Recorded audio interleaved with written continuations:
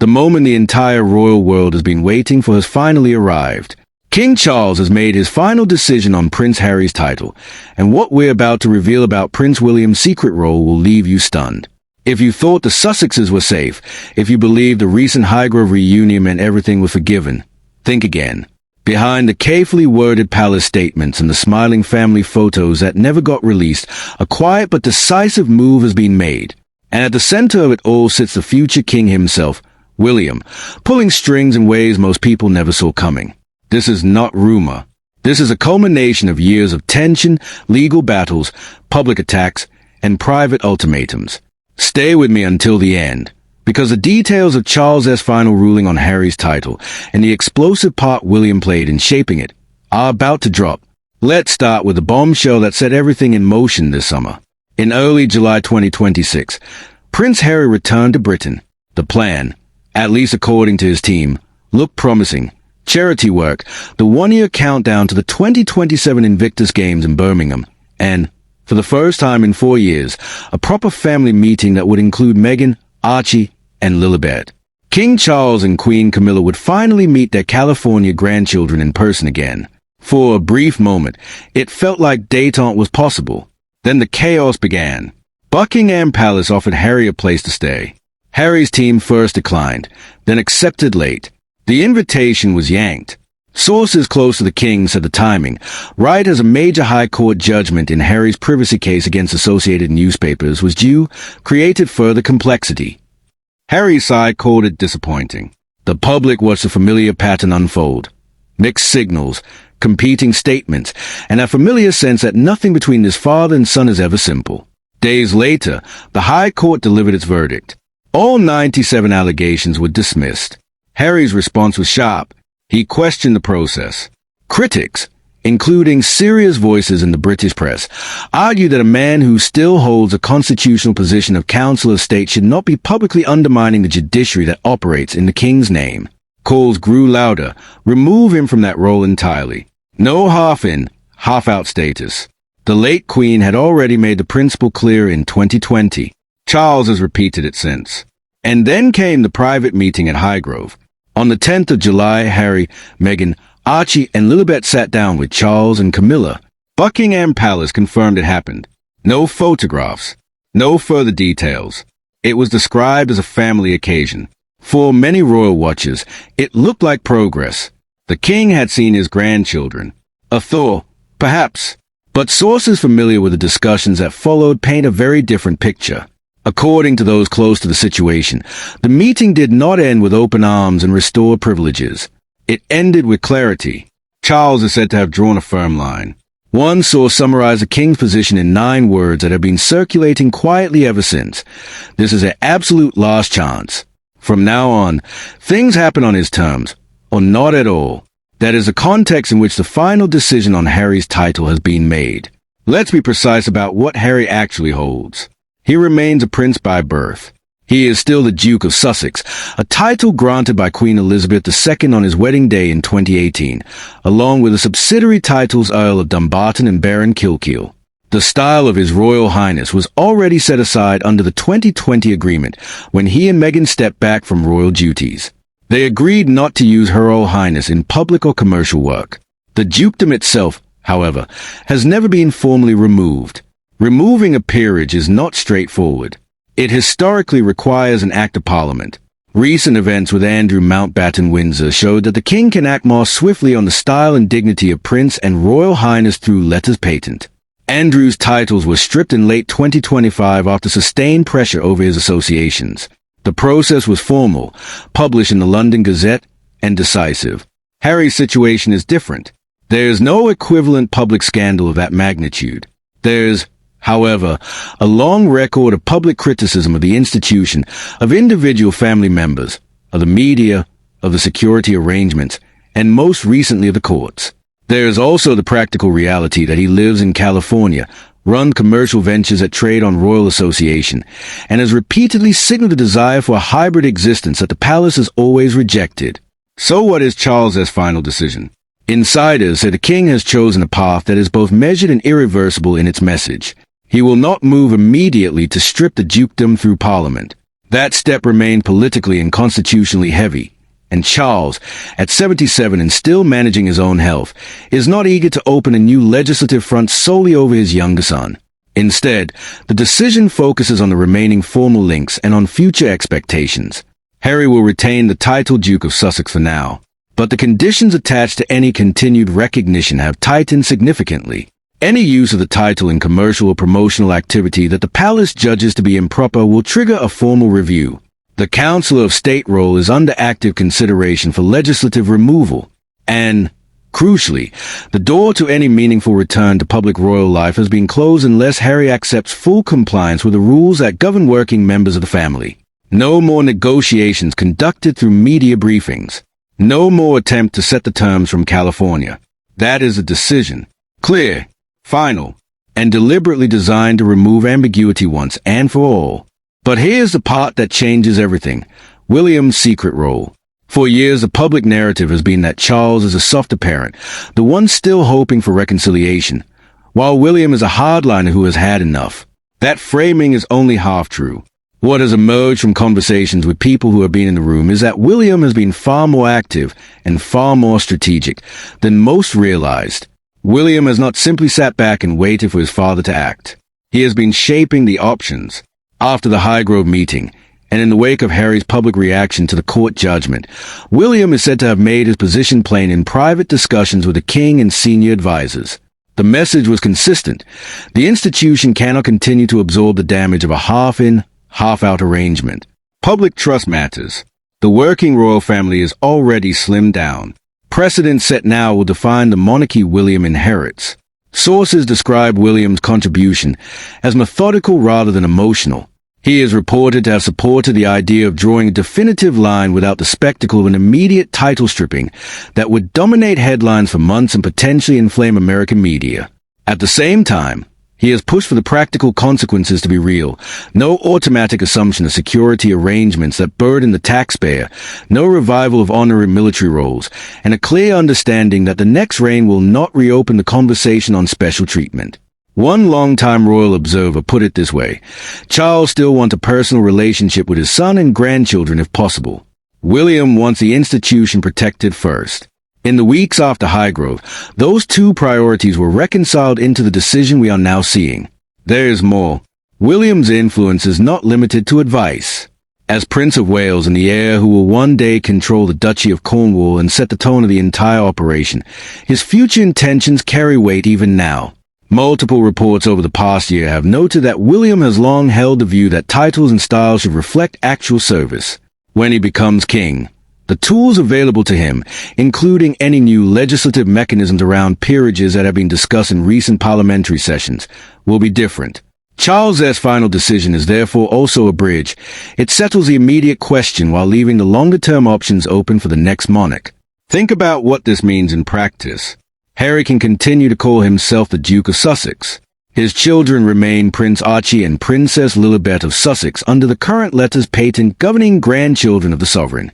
But the protective buffer that once existed, the sense that the palace would always find a way to paper over difficulties, is gone. The final decision is not a dramatic public stripping. It is something quieter and, in many ways, more permanent. The formal acceptance that there is no path back to the old arrangement, and that any future contact will happen on the monarchy's terms alone. William's secret role was to ensure that this outcome protected the institution without forcing his father into a public war with his younger son. He succeeded. The reunion at Highgrove was real. The grandchildren were seen. The door to private family contact was not slammed shut, but the door to titles, roles, and institutional privilege being treated as negotiable has been closed and locked. In the next part of this story, we will go deeper into exactly how the decision was communicated, what Harry's immediate reaction has been behind closed doors, and the specific steps William is already preparing for the day he takes the throne. Because this is not the end of the story. It is the moment the ground rules change forever. The decision did not arrive with a public proclamation or a formal notice in the London Gazette. That would have been too loud, too final in appearance, and too politically costly for a king still focused on stability. Instead, it was delivered the way the most consequential royal messages often are, quietly, through trusted channels, and with absolute clarity about what would happen if the line was crossed again. According to those familiar with the sequence, King Charles authorized a carefully worded communication in the days after the Highgrove meeting. It confirmed that the Dukedom of Sussex would remain for the present. There would be no immediate move to strip Harry of the title through Parliament. But the message carried three non-negotiable conditions. First, any commercial use of the royal style or association that the palace judged improper would trigger a formal review process.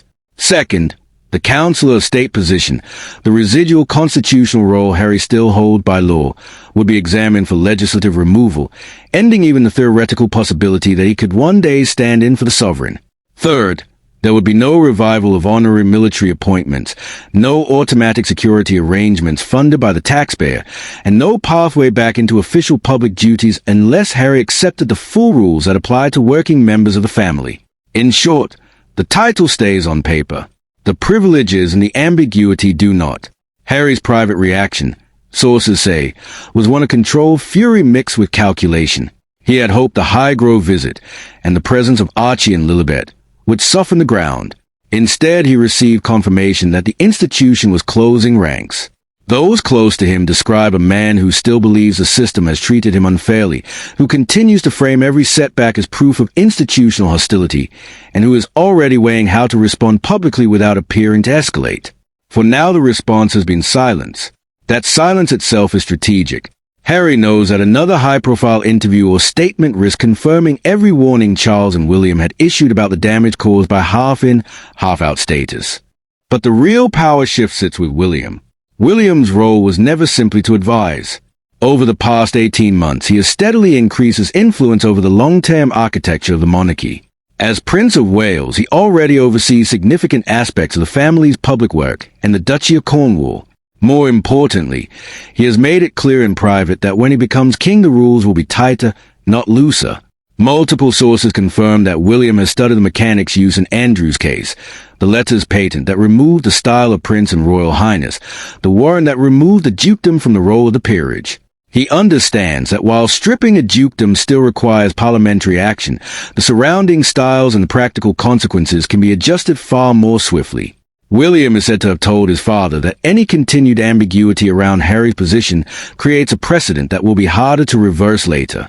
He has also made clear that he will not inherit a situation in which a non-working member of the family can generate repeated constitutional embarrassment while retaining the outward symbols of membership. The decision Charles has now taken is, in effect, the compromise William accepted. No dramatic public stripping that would dominate the news cycle and potentially hand Harry a fresh grievance narrative, but a decisive tightening of the terms that leaves the next king free to go further if necessary. That, if necessary, is the quiet threat hanging over the entire arrangement. Look at the children. Archie and Lilibet currently hold the titles of Prince and Princess as grandchildren of the sovereign. Those titles rest on letters patent issued by George V and later adjusted. A future king has the power to issue new letters patent that redefine who qualifies. William has never publicly stated an intention to remove the children's titles.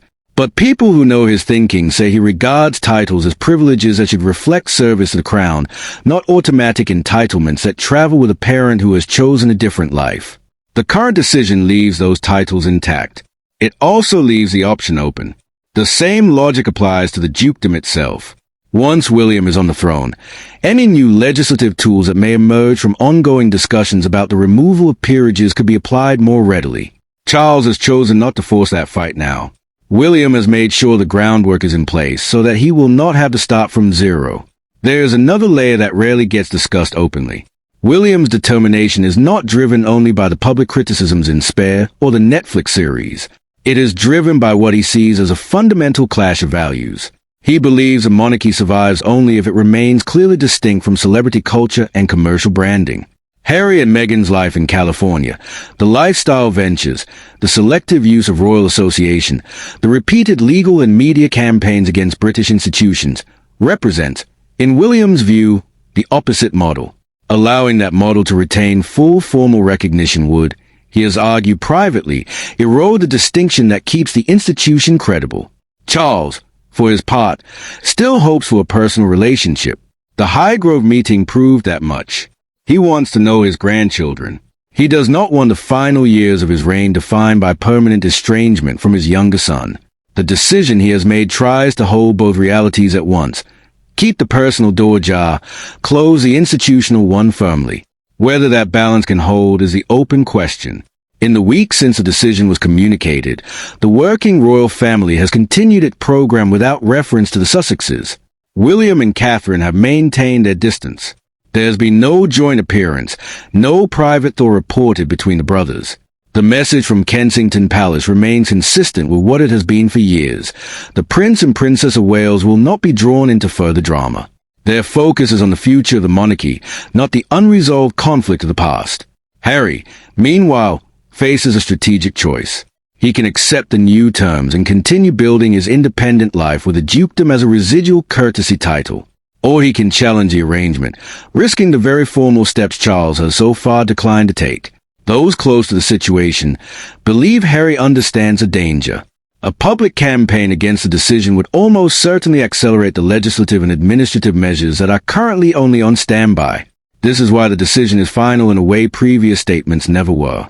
It is not a temporary cooling off. It is a new baseline. The title remains. The privileges do not. The path back is closed unless Harry meets conditions he has so far shown little willingness to accept. And the man who will one day wear the crown has already signaled that the baseline can be raised still further. The secret role William played was to ensure that Charles's final decision protected the institution without forcing an immediate public rupture that might have been harder to control. He succeeded. The ground has shifted. The rules have changed. And the next chapter of this story will be written not in California briefings or carefully staged reunions, but in the quiet, irreversible machinery of the monarchy itself. If you found this revelation as significant as we did, hit that like button, subscribe, and turn on notifications. The full implications for Archie, Lilibet, and the future shape of the royal family are only beginning to emerge. We will be watching every development and bringing it to you the moment it breaks. This was the final decision on Prince Harry's title. William made sure it would last. Thank you for watching. We'll see you in the next one.